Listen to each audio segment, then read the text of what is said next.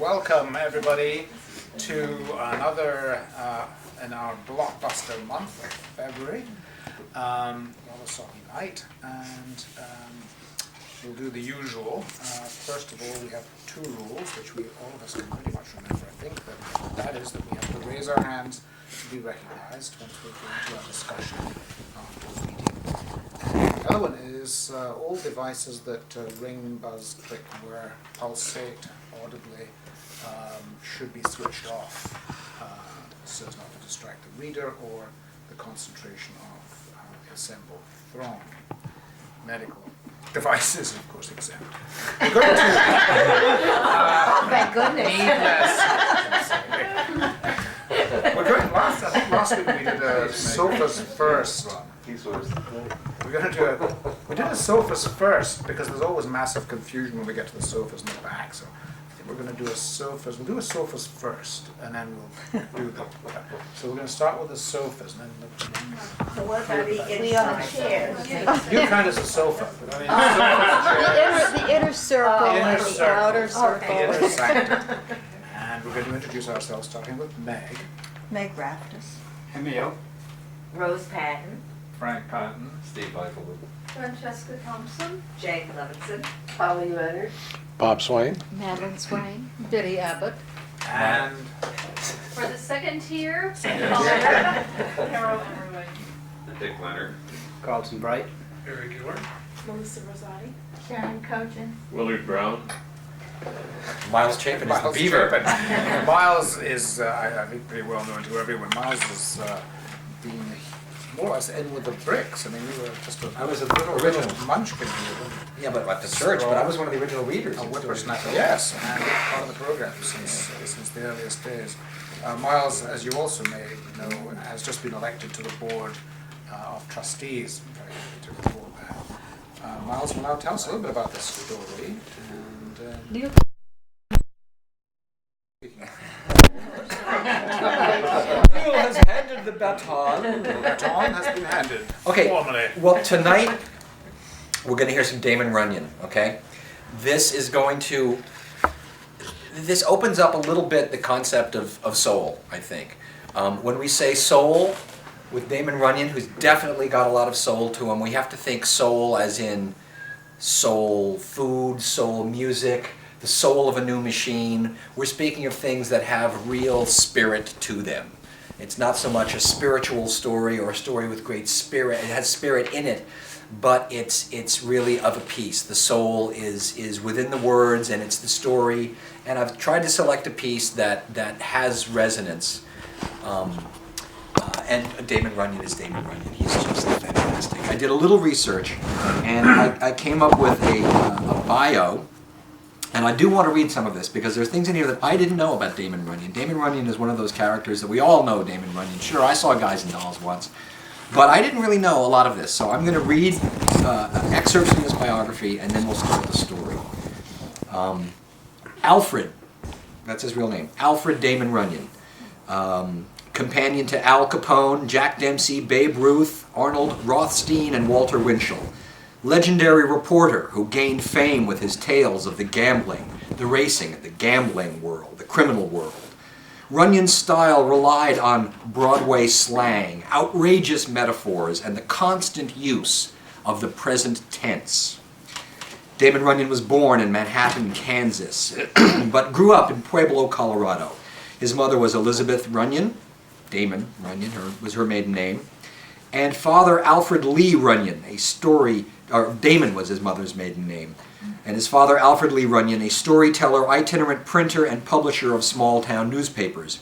When Runyon was 7, his mother died. While his father spent his free time in bars, Runyon was left on his own and roamed freely with the town's juvenile street life.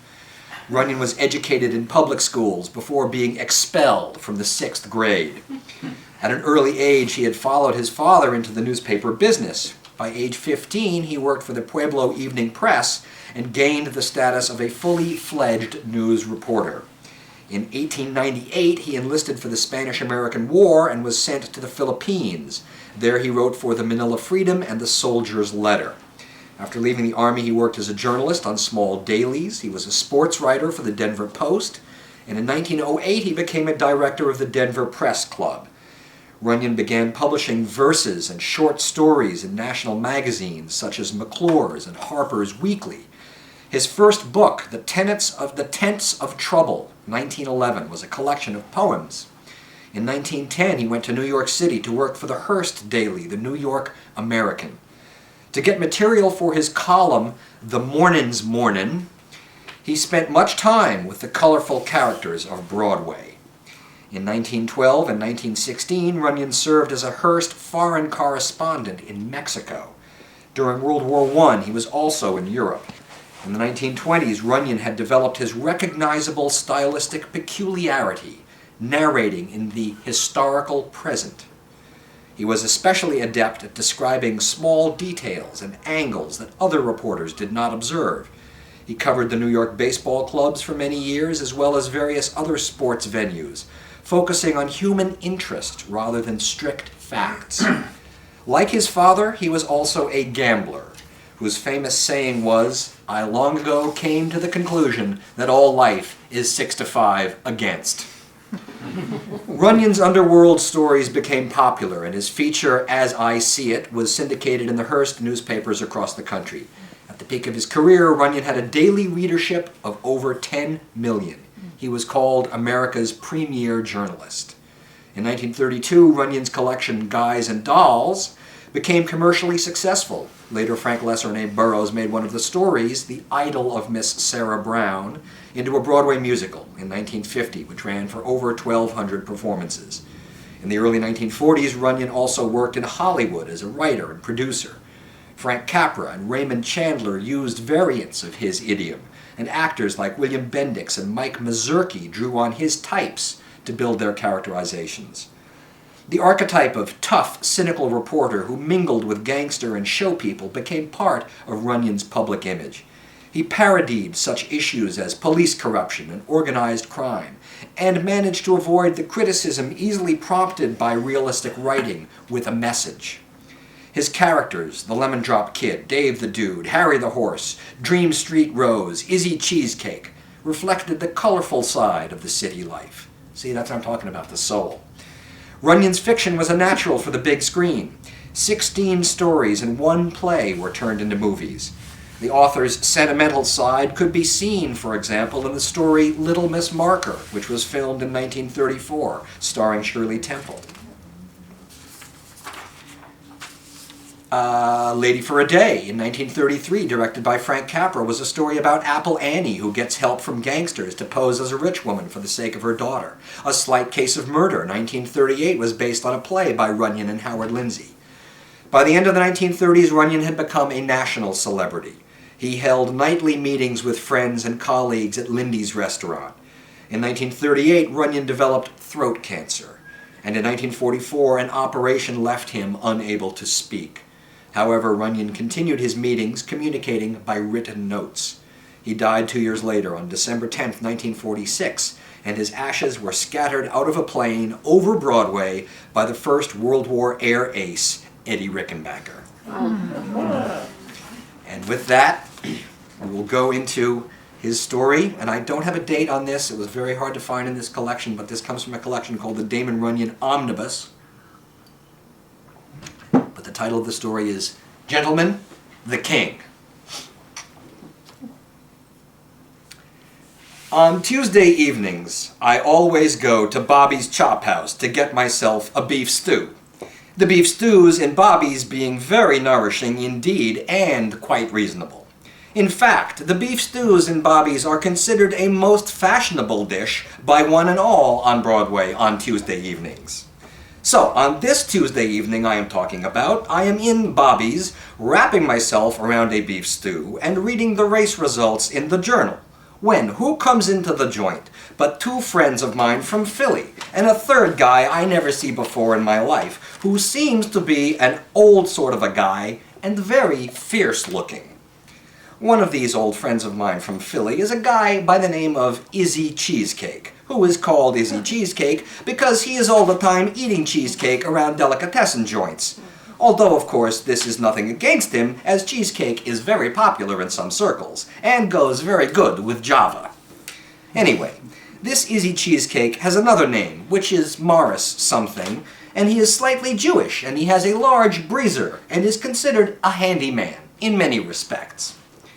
The other friend of mine from Philly is a guy by the name of Kitty Quick, who is maybe 32, 33 years old, and who is a lively guy in every way. He is a great hand for wearing good clothes, and he is mobbed up with some very good people in Philly in his day, and at one time has plenty of dough, although I hear that lately things are not going so good for Kitty Quick or for anybody else in Philly as far as that is concerned. Now, of course, I do not rap to these friends of mine from Philly at once, and in fact I put the journal up in front of my face, because it is never good policy to rap to visitors in this town, especially visitors from Philly, until you know who they are visiting. But it seems that Kitty Quick spies me before I can get the journal up high enough, and he comes over to my table at once, bringing Izzy Cheesecake and the other guy with him. So naturally, I give them a big hello, very cordial, and I ask them to sit down and have a few beef stews with me. As they pull up chairs, Kitty Quick says to me like this, "Hey, do you know JoJo from Chicago?" he says, pointing his thumb at the third guy. Well, of course, I know JoJo by reputation, which is very alarming, but I never meet up with him before. And if it is left to me, I will never meet up with him at all, because JoJo is considered a very uncouth character, even in Chicago. He is Italian, and a very short, wide guy, very heavy-set, and slow-moving, and with jowls you can cut steaks off of, and sleepy eyes, and he somehow reminds me of an old lion I once see in a cage in Ringling's circus.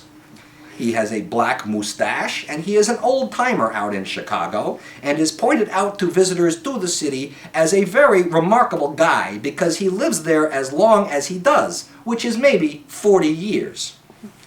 His right name is Antonio something, and why he is called JoJo I never hear, but I suppose it is because JoJo is handier than Antonio. He shakes hands with me and says he is pleased to meet me, and then he sits down and begins taking on beef stew very rapidly, while Kitty Quick says to me as follows. "Listen," he says, "do you know anybody in Europe?" Well, this is a most unexpected question. And naturally, I am not going to reply to unexpected questions by guys from Philly without thinking them over very carefully. So, to gain time while I think, I say to Kitty Quick, which Europe do you mean?" "Why," says Kitty, greatly surprised, "is there more than one Europe? I mean, the big Europe on the Atlantic Ocean. This is the Europe where we are going. And if you know anybody there, we will be glad to go around and to say hello to them for you. We are going to Europe on the biggest proposition anybody ever hears of," he says. "In fact," he says, "it is a proposition which will make us all rich. And we are sailing tonight." Well, offhand, I cannot think of anybody I know in Europe. And if I do know anybody there, I will certainly not wish such parties as Kitty Quick and Izzy Cheesecake and JoJo going around saying hello to them. But of course, I do not mention such hello to them out loud. I only say I hope and I trust that they have a very good bon voyage and do not suffer too much from the seasickness. Naturally, I do not ask what their proposition is, because if I ask such a question, they may think I wish to find out and will consider me a very nosy guy. But I figure the chances they are going over there to look after some commercial matter, such as scotch, or maybe cordials. Anyway, Kitty Quick and Izzy Cheesecake and JoJo eat up quite a few beef stews, and they leave me to pay the check. And this is the last I see or hear of them for several months. Then, one day, I am in Philly to see a prize fight, and I run into Kitty Quick on Broad Street, looking pretty much the same as usual. And I ask him, hey, how he comes out in Europe. It's no good, Kitty says. The trip is something of a bust. although we see many interesting sights and we have quite a few experiences. Maybe, Kitty says, you would like to hear why we go to Europe? It is a very unusual story indeed, and it is by no means a lie, and I will be pleased to tell it to someone I think will believe it.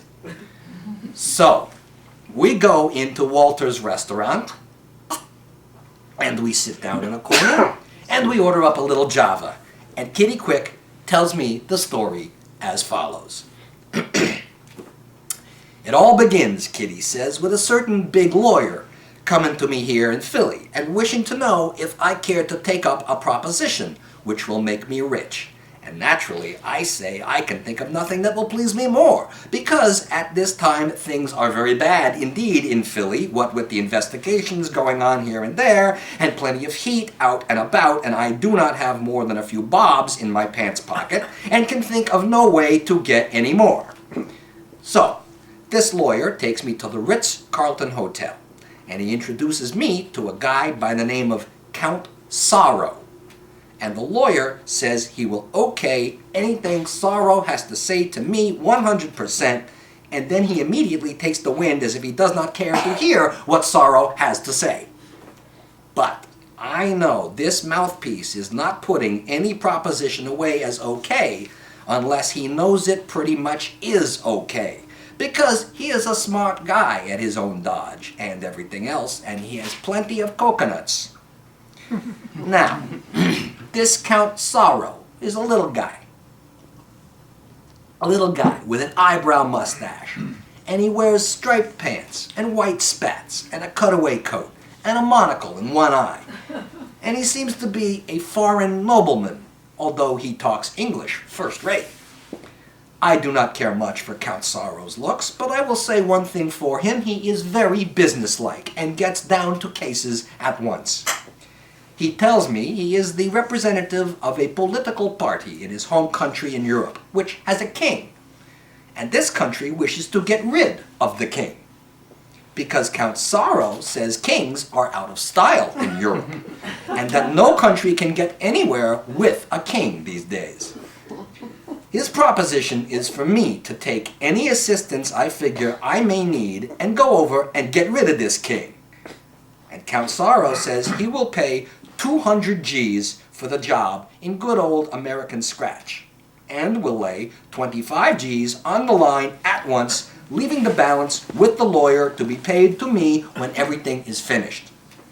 Well, this is a most astonishing proposition indeed, because while I often hear of propositions to get rid of other guys, I never before hear of a proposition to get rid of a king.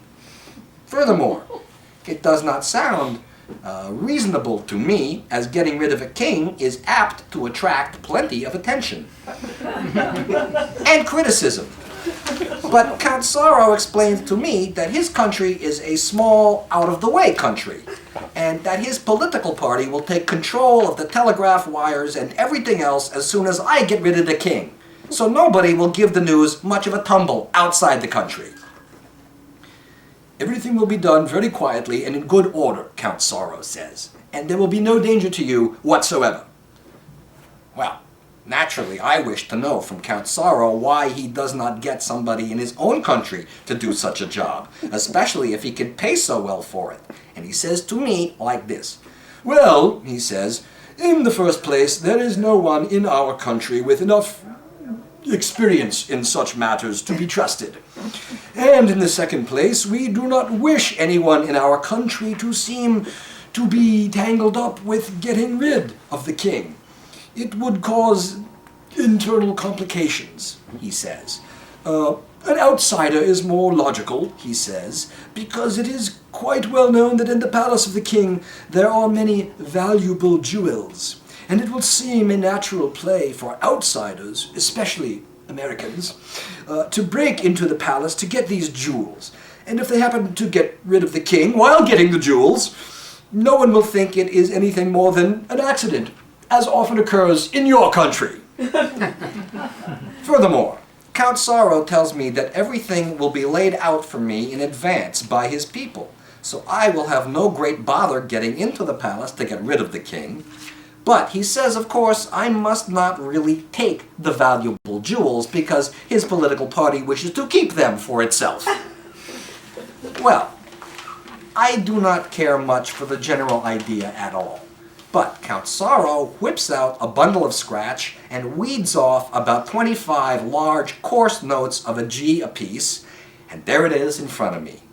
And looking at all this dough, and thinking how tough times are, and what with the banks busting here and there, I am very tempted indeed, especially as I am commencing to think that this Count Sorrow is some kind of a nut, and is only speaking through his hat about getting rid of the king.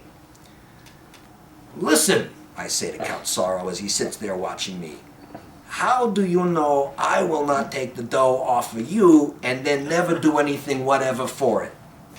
"Why," he says, much surprised, "you are recommended to me as an honest man.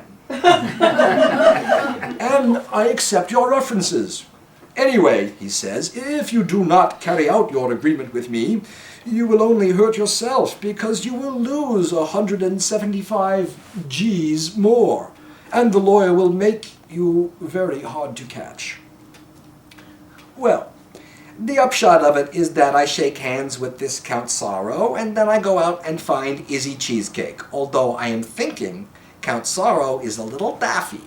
For while I am looking for Izzy, who do I see but Jojo?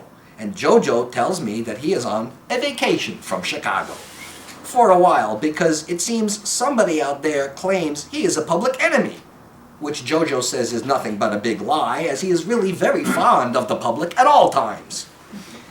Naturally, I am glad to come across a guy such as Jojo because he is most trustworthy, and naturally, Jojo is very glad to hear of a proposition that will turn him an honest dollar while he is on vacation. So, Jojo and Izzy and I have a meeting, and we agree that I am to have 100 G's for finding the plant, while Izzy and Jojo are to get 50 G's apiece, and that is how we come to go to Europe.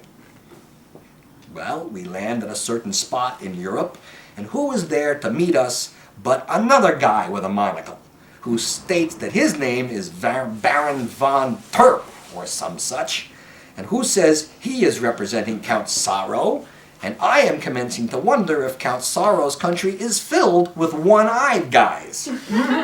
Anyway, this Baron von Terp takes us traveling by trains and automobiles for several days, until finally, after an extra long hop in an automobile, we come to the outskirts of a nice-looking burg, which seems to be the place we are headed for.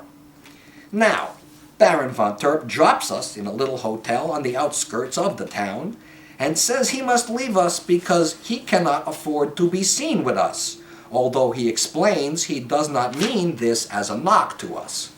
In fact, Baron von Terp says he finds us very nice traveling companions indeed, except for Jojo wishing to engage in target practice along the route with his automatic Roscoe and using such animals as stray dogs and chickens for his targets.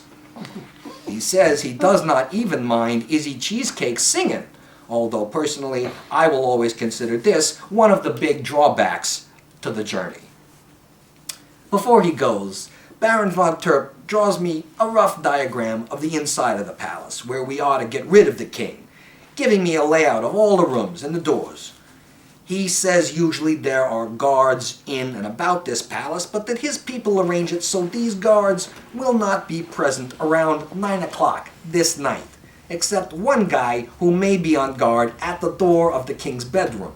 And Baron von Terp says if we guzzle this guy, it'll be all right with him, because he does not like the guy anyway. But the general idea, he says, is for us to work fast and quietly so as to be in and out of there inside of an hour or so, leaving no trail behind us. And I say this will suit me and Izzy Cheesecake and Jojo very well indeed, as we are getting tired of traveling and wish to go somewhere and take a long rest. Well, after explaining all this, Baron von Terp takes the wind, leaving us a big fast car and an ugly-looking guy driving it who does not talk much English, but is supposed to know all the routes. And it is in this car that we leave the little hotel just before 9 o'clock, as per the instructions, and head for the palace, which turns out to be nothing but a large square old building in the middle of a sort of a park, with the town around and about but some distance off. Ugly Face drives right into this park and up to what seems to be the front door of the building. And the three of us get out of the car, and Ugly Face pulls the car off into the shadow of some trees to wait for us. Personally, I am looking for plenty of heat when we start to go into the palace, and I have the old equalizer where I can get it without too much trouble, while Jojo and Izzy Cheesecake also have their rods handy. But just as this Baron von Terp tells us there are no guards around, and in fact there is not a soul in sight as we walk into the palace door and find ourselves in a big hall with paintings and armor and old swords and one thing and another hanging around and about, I can see that this is a perfect plant indeed. I get out with my diagram and see where the king's bedroom is located on the second floor. And when we get there, walking very easily and ready to start blasting away if necessary, who is at the door but a big tall guy in a uniform who is very much surprised at seeing us and who starts to holler something or other, but what it is nobody will ever know, because just as he opens his mouth, Izzy Cheesecake taps him on the noggin with the butt of a .45 and knocks him cold-eyed.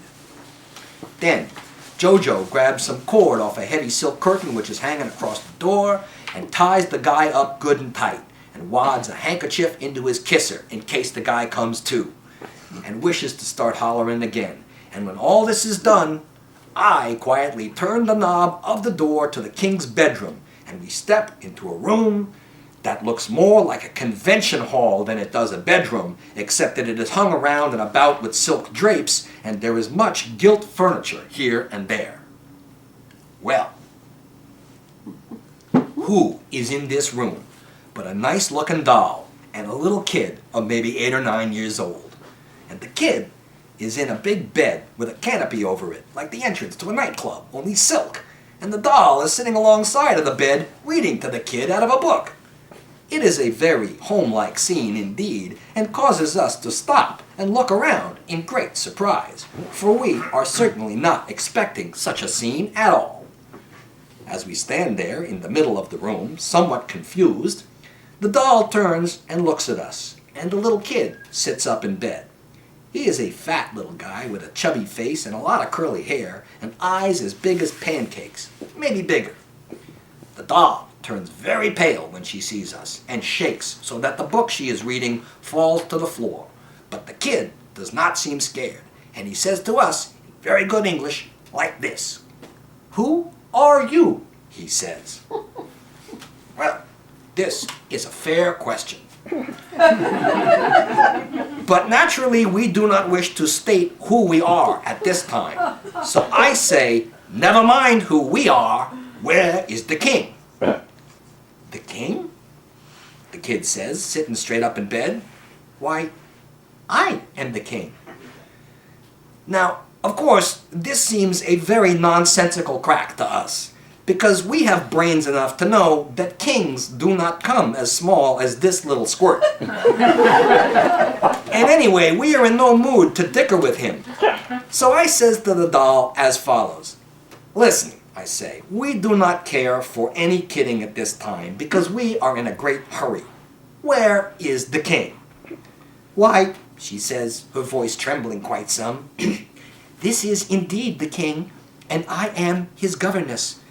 Who are you, and what do you want? How do you get in here, she says. Where are the guards? Lady, I said, and I am greatly surprised at myself for being so patient with her. This kid, he may be a king, but we want the big king. we want the head king. The head king himself, I say. But there is no other, she says. And the little kid chips in like this. My father dies 2 years ago, and I am the king in his place, he says. Are you English like Miss Peabody here? He says. Who is the funny-looking old man back there? Well, of course, Jojo is funny-looking at that, but no one ever before is impolite enough to speak of it to his face. And Jojo begins growling quite some while Izzy Cheesecake speaks up as follows. Why, Izzy says, this is a very great outrage. We are set out to get rid of a king, and here the king is nothing but a little punk. Personally, Izzy says, I am not in favor of getting rid of punks, male or female. Well, Jojo says, I am against it myself as a rule, but this is a pretty fresh punk. Now, I say, there seems to be some mistake around here at that. Let us sit down and talk things over quietly and see if we cannot get this matter straightened out. It looks to me, I say, as if this Count Sorrow is nothing but a swindler. Count Sorrow? The doll says, getting up and coming over to me and looking very much alarmed. Count Sorrow, did you say? Oh, sir, Count Sorrow is a very bad man. He is the tool of the Grand Duke Gino of this country, who is the little boy's uncle. The Grand Duke will be king himself if it is not for this little boy, and we suspect many plots against this little chap's safety. Oh, gentlemen, she says, you surely do not mean any harm to this poor orphan child? Well, this is about the first time in their lives that Jojo and Izzy Cheesecake are ever mentioned by anybody as gentlemen. And I can see that that softens them up quite some. Especially as the little kid is grinning at them, very cheerful. Although, of course, he will not be so cheerful if he knows who he is grinning at. Why, Jojo says, the Grand Duke is nothing but a rascal for wishing harm to such a little guy as this. Although, of course, Jojo says, if he's a little grown-up king, that would be a different matter. Who are you? The little kid says again. We are Americans, I say, very proud to mention my home country. We are from Philly and Chicago, two very good towns at that. Well, the little kid's eyes get bigger than ever, and he climbs right out of bed, and he walks over to us looking very cute in his blue silk pajamas and his bare feet. Chicago, he says. Do you know Mr. Capone? Al, says Jojo. Do I know Al? Why, Al and me are just like this, he says. Although personally, I do not believe Al Capone will know Jojo if he meets him in broad daylight. Hey, where do you know Al from, he says. Oh, I do not know him, the kid says, but I read about him in the magazines, and about the machine guns, and the pineapples. Do you know about the pineapples, he says. Hey, do I know about pineapples? Jojo says, as if his feelings are hurt by the question. Hey, he asked me if I know about pineapples. Why, he says, look here. And what does Jojo do but out with a little round gadget that I recognize at once as a bomb, such as those guineas like to chuck at people they do not like, especially guineas from Chicago. Of course, I never know Jojo is packing this article around and about with him, and Jojo can see I am much astonished, and by no means pleased, because he says to me like this, Hey, I bring it along in case of a bear fight, he says. These are very handy in case of a bear fight. Well, the next thing anybody knows, we are all talking about this and that, very pleasant, except the little kid and Jojo, who is telling lies faster than a horse can trot about Chicago and Mr. Capone, and I hope and trust that Al never hears some of the lies Jojo tells, or he may hold it against me for being with Jojo when these lies come off. I am talking to the doll, whose name seems to be Miss Peabody, and who is not so hard to take at that. And at the same time, I am keeping an eye on Izzy Cheesecake, who is wandering around the room looking things over. The chances are Izzy is trying to find a few of the valuable jewels, such as I mentioned to him when telling him about the proposition of getting rid of the king, and in fact I am taking a stray peek here and there myself, but I do not see anything worthwhile. This Miss Peabody is explaining to me about the politics of this country, and it seems the reason the Grand Duke wishes to get rid of the little kid king and be king himself is because he has a business deal on with a big nation nearby which wishes to control the kid's country. I judge from what Miss Peabody tells me that this country is no bigger than Delaware County, Pennsylvania. And it seems to me a lot of bother about no more country than this. But Miss Peabody says it is a very nice little country at that. She says it will be very lovely indeed if it is not for, it would be very lovely indeed if it is not for the Grand Duke Gino, because this little kid king stands okay with the people. But it seems the old Grand Duke is pretty much boss of everything. And Miss Peabody says she is personally long afraid that he will finally try to do something very drastic indeed to get rid of the Kid King on account of the kid seeming so healthy. Well, naturally, I do not state to her that our middle name is Drastic, because I do not wish Miss Peabody to have a bad opinion of us. Now, nothing will do but Jojo must show the kid his automatic, which is as long as your arm, maybe longer, and the kid is greatly delighted and takes the rod and starts pointing it here and there and saying boom, boom, as the kids will do. But what happens is he pulls the trigger, and it seems that Jojo does not have the safety on. So the Roscoe really goes boom, boom, twice before the kid can take his finger off the trigger. Well, the first shot smashes a big jar over in one corner of the room, which Miss Peabody afterwards tells me is worth 15 G's if it's worth a dime. And the second slug knocks off Izzy Cheesecake's derby hat, which serves Izzy right at that, as he is keeping his hat on in the presence of a lady. Naturally, these shots are very disturbing to me at the moment. But afterwards, I learned they are a very good thing indeed, because it seems a lot of guys are hanging around outside, including Baron von Perp, and several prominent politicians of the country, watching and listening to see what comes off. They hurry right home and they go to bed, figuring the king is rid of, as per our contract, and wishing to be found in bed if anybody comes around asking questions. Well, Jojo is finally out of lies about Chicago and Mr. Capone when the little kid seems to get a new idea and starts rummaging around the room looking for something.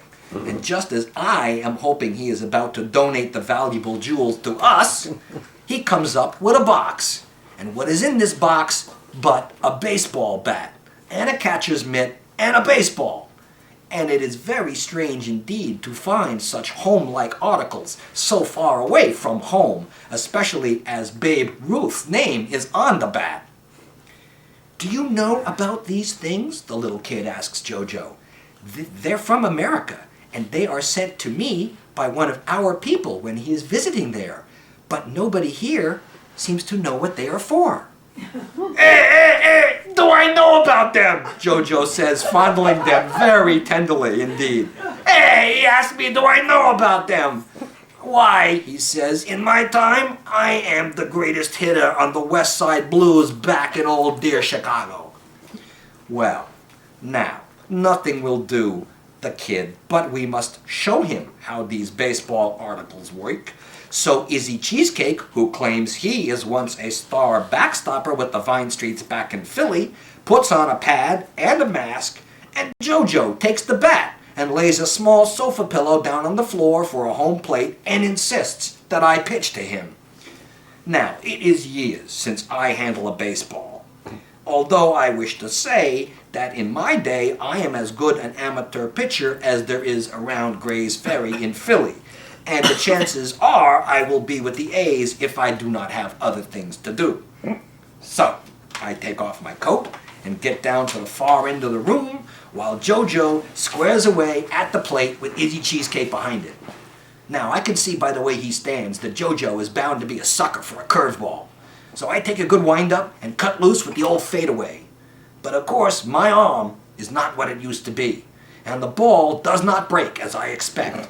So what happens but Jojo belts the old apple right through a high window in what would be right field if the room is laid off like Shibe Park.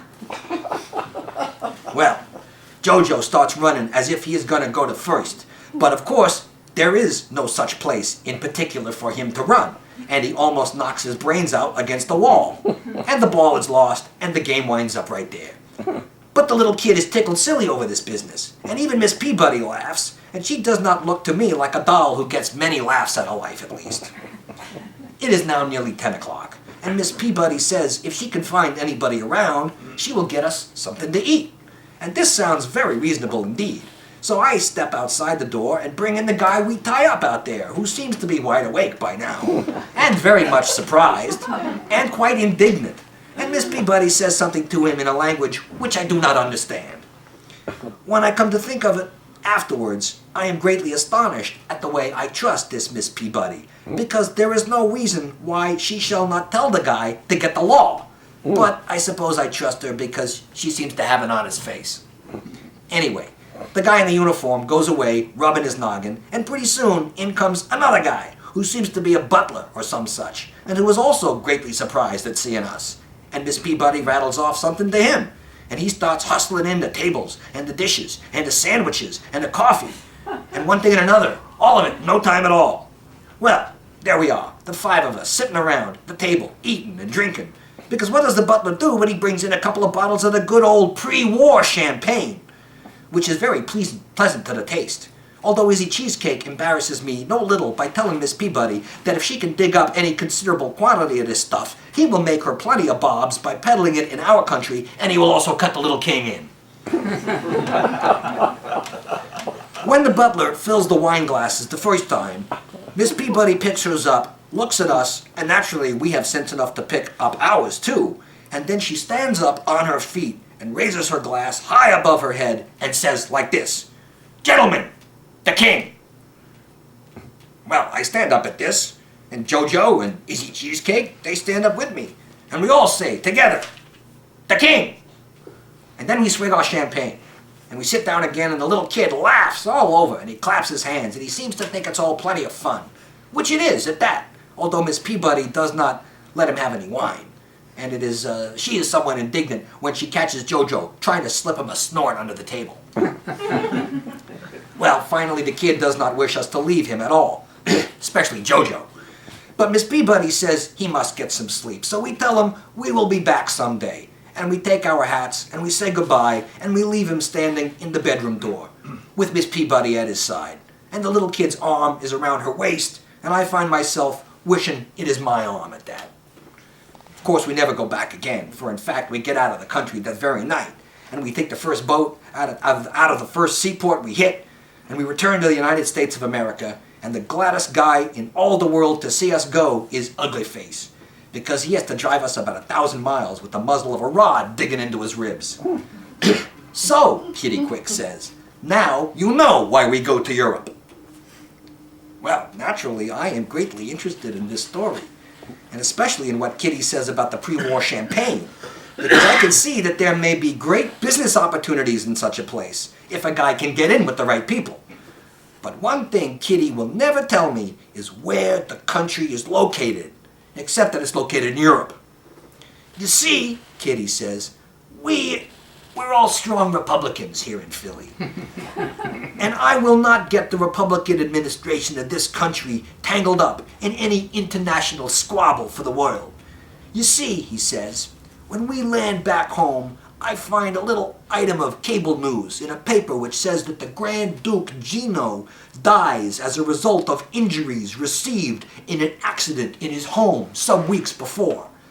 And, Kitty says, I'm never sure but what these injuries may be caused by Jojo insisting on Ugly Face driving us around to the Grand Duke's house the night we leave and popping his pineapple into the Grand Duke's bedroom window.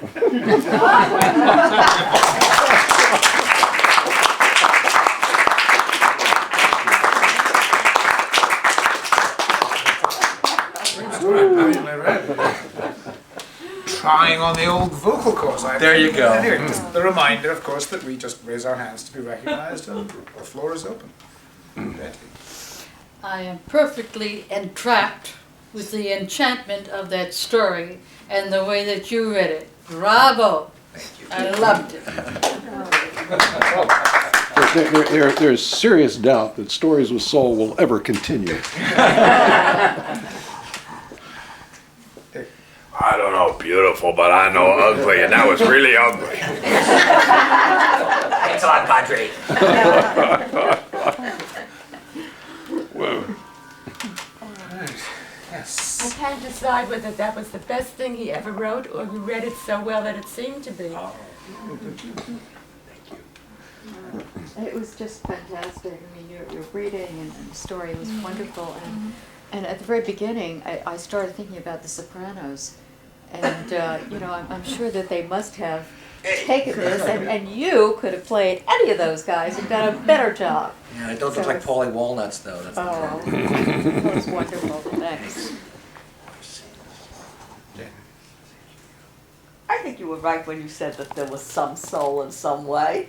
Clearly, yes, we got the whole other picture, but the little kid, they weren't going to do that. They did everything else, but Beautiful little kid. they didn't do that. And that was the good balance. And I thought, and of course, how you read it was fabulous. Every word of it. Yeah, well, from a sociological standpoint, I was noting the change of morality because these were honorable criminals. The story was written probably in the 30s. Early 30s, I guess. And these honorable criminals would never dream of shooting a youngster, right? As contrasted to the Sopranos, who, killed their beloved, I mean, it was like, so it's a fascinating change of our morality, of cultural morality, because Damon Runyon was certainly highly thought of, and I guess in all stereotypes there are truth. There are some truths, and I don't know about Al Capone. Maybe he killed little children, but there certainly is a difference. There certainly is a changing morality among criminals, where what we see on The Soprano is reflecting the culture. It is. So that's just my comment on that. To Rose's point, I had to read Damon Runyon at school, and I have to admit, I didn't like it very much. And of course, you read it so beautifully, I think we could have used you there. But I will still say that it's a little dated and not as exciting maybe as The Sopranos. So there. Well, what's interesting is that Damon Runyon is not a native New Yorker at all, and comes from far away and grabbed hold of the New York accent, the New York talk, the Broadway scene, and obviously adored it as an outside observer, but with a journalist's eye. I don't think Damon Runyon is a good indicator of the moral changing of criminals from the 30s to the present time, because he was writing charming stories which are not necessarily true stories about criminals. But I adored the story, and I mean, it's better than Broadway. It's absolutely terrific. And yet we still have that people still want to see that kind of thing, because we've had Wonderful Town, been very successful on Broadway, and that's set in the same era. It's my sister Eileen. Yeah. Miles, you read the biographical sketch about him being expelled from the 6th grade. What did he do? What can you do? What can you possibly do to be expelled from the 6th grade? Back to his teacher. Yeah, it's been really bad, I think. It's got to be really bad. As Colin and myself, and as someone who's never ever seen The Sopranos, not having television, but I take Frank's point.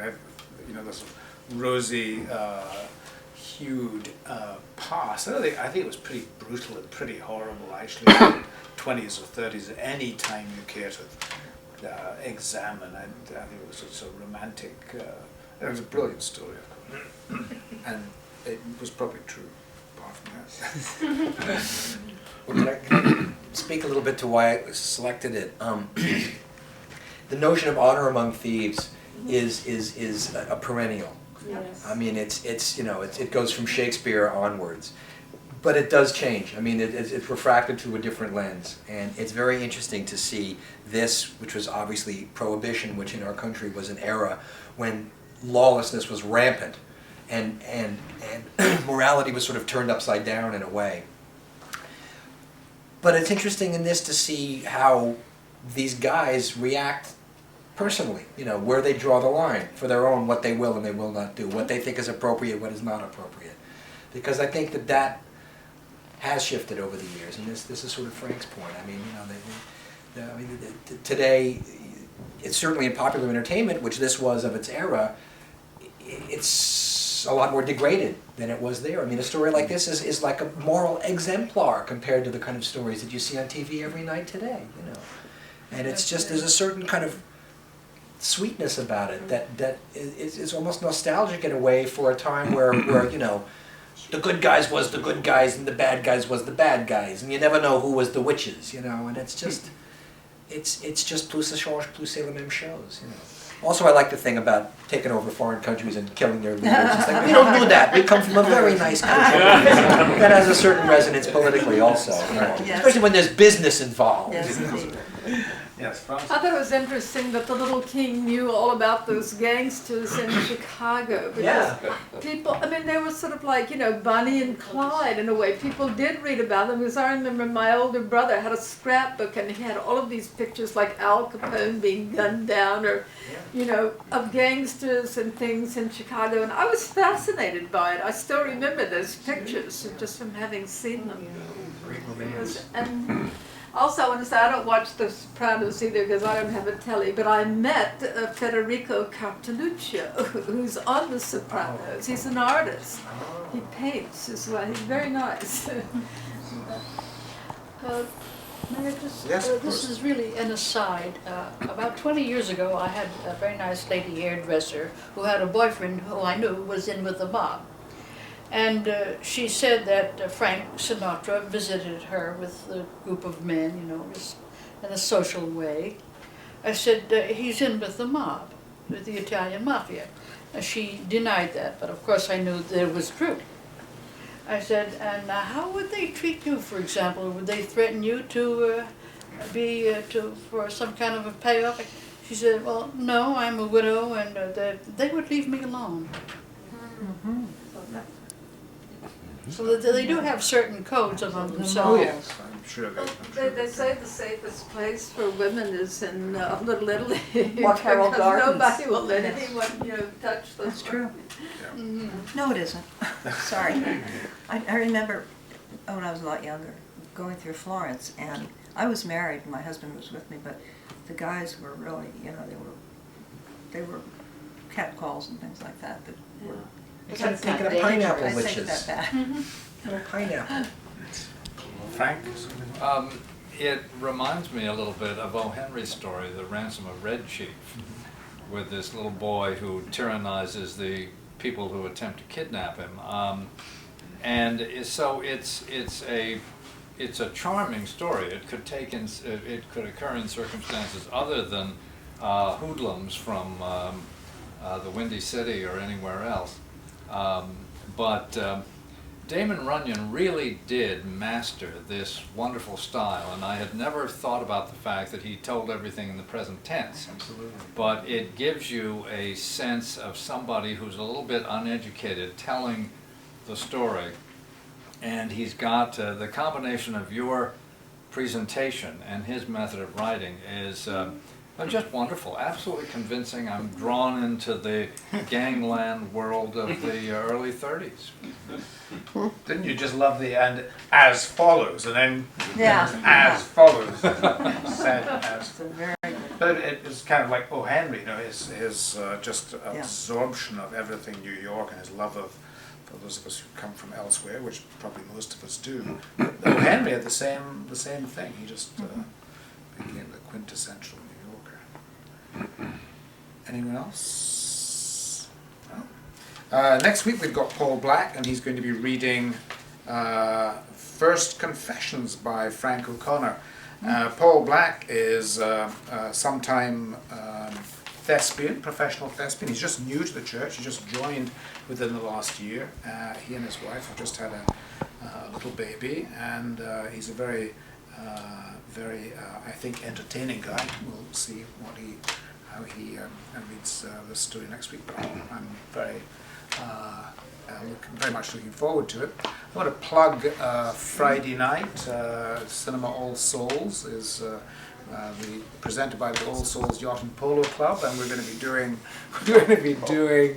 the Magdalene Sisters, which is a serious, fairly heavy drama, but it's a really strong film, and that starts at 7:30 in the screening room, otherwise known as the chapel. Thanks again for coming. And